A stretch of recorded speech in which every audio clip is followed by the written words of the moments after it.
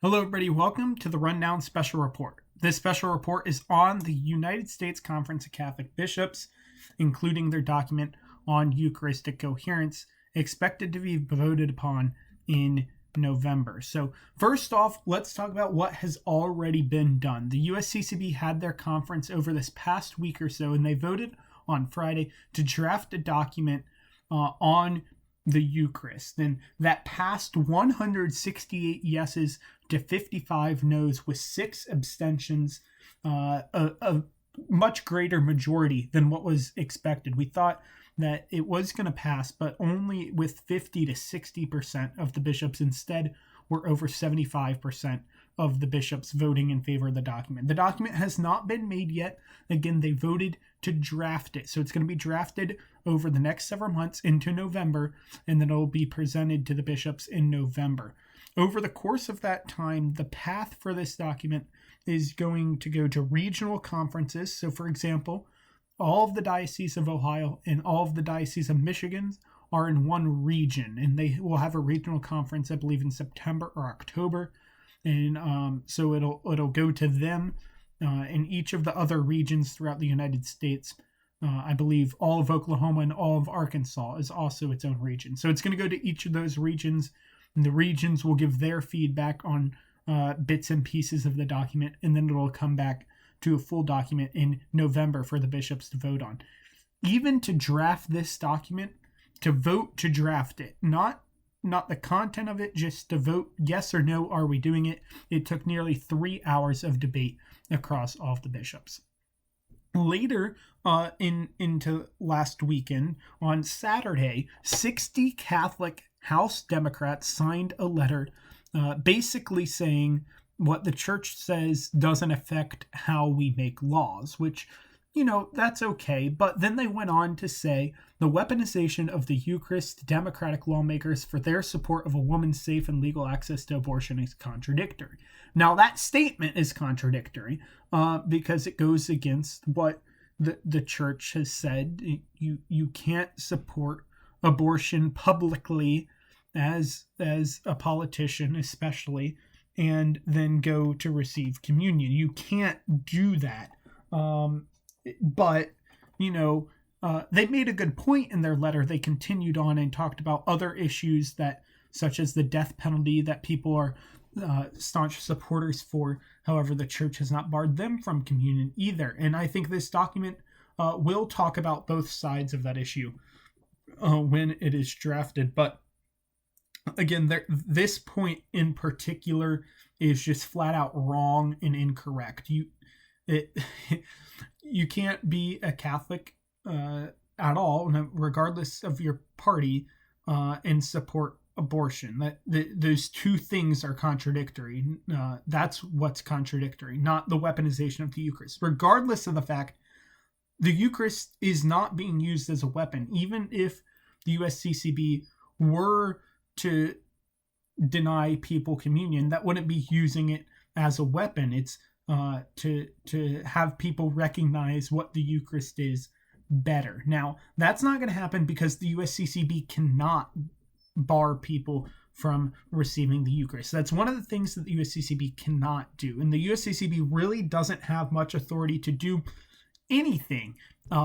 Really, they can offer suggestions and points of guidance and try to work help all the dioceses of the United States be on the same page, but they can't do something like that. So first of all, they can't do that. And second of all, if they did, or any one particular bishop did, it wouldn't be a weaponization of the Eucharist. It would be a reaffirmation of what the Eucharist is. And we'll talk about that here in a second. So here's what they cannot do. Like I said, the USCCB cannot deny any person or group of persons communion. The USCCB cannot and will not come out and say Democrats, because the Democratic Party supports abortion, all Democrats cannot receive communion, or all Democratic politicians cannot receive communion. They can't do that. They won't do that. And that's wrong if they were to do that. They can't do that. Now, pastors can do this on the individual level. So in this sense, a pastor is a priest in his own church, a bishop in his own diocese, or of course the Pope as the pastor of everybody. But only those individuals can go to individuals to deny them communion if they deem it necessary. And that even itself goes through a long process. Generally, the process for a pastor is to talk to the person first about their beliefs. Hey, you can't receive the Eucharist if you support the death penalty staunchly in the political sphere. Hey, you can't receive the Eucharist if you support abortion staunchly in the political sphere. Hey, you can't receive the Eucharist if you aren't respectful of migrants in the political sphere against Catholic social teaching. You can't do those things, but so long as you continue to do these things, I won't give you communion as your pastor. That's just something that we can't do. And the point of this isn't as a weapon; it's as a tool to get people to understand the faith, especially faithful Catholics, to better align themselves with the faith. You're supposed to have the faith in all aspects of your life, and so this is one of the aspects of it. So what are they going to do? What can they do with this document? So this document is going to have 3 parts to it. The first part is a mystery to be believed. The second part, a mystery to be celebrated. And the third part, a mystery to be lived. Now, those first 2 parts are ones that the bishops almost across the board agree with fully. And remember, mystery is another term for sacrament. In this case, of course, the Eucharist itself. And so those 3 parts are what is going to be talked about. And so the bishops are expected to walk through this very carefully, say, this is what the Eucharist is, and reaffirm the real presence of the Eucharist. In that first section there, they're going to reaffirm the presence of the Eucharist. I think I misspelled presence there, but it's okay.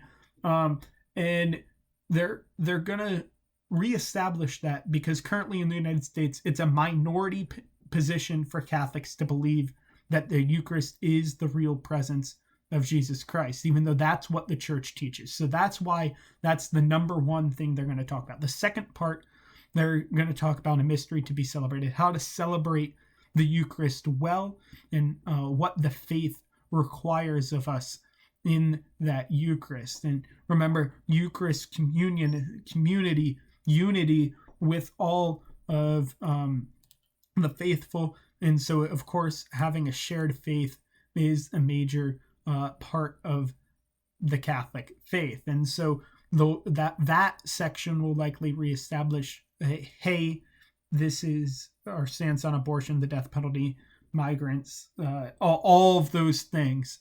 And so that's what that section will probably talk about. And the third section will talk about how to integrate those sections. And it'll probably give suggestions for people as individuals to discern it, hey, taking into account what the church believes on this issue, what should I do about receiving the Eucharist if I'm at odds with the church's position on same-sex marriage, let's say. If you're okay with it, but you aren't absolutely, going crazy supporting it in the political sphere or whatever, you're probably fine to receive the Eucharist. If you're out there like a certain Catholic in the Archdiocese of Los Angeles did in the United States House, and say, hey, I'm fine with same-sex marriage and abortion, and we can do it all day, and I'm going to go receive the Eucharist because I can, fight me. That happened on Twitter. Yeah, that's more of a problem, and you probably shouldn't be receiving the Eucharist if you're trying to turn it into a fight. And so it'll also give probably suggestions for pastors to follow, kind of sort of like I mentioned earlier. And so one of these big things that this is going to try to bridge is what the Catholic faith is. The Catholic faith has 3 things that all the Catholic faiths, Roman Catholic, any of the Eastern Catholic churches, we agree on the authority that is the Pope over all the sacraments, all 7 of them, and what they are in the faith. Of course, be it the creed, be it social justice issues, all of those things are considered the faith, and all 3 of those authority sacraments in the faith must be believed to be a faithful Catholic. And this has been your Rundown Special Report. I've been Chris Dixon. Stay safe, stay healthy, and continue to live the faith.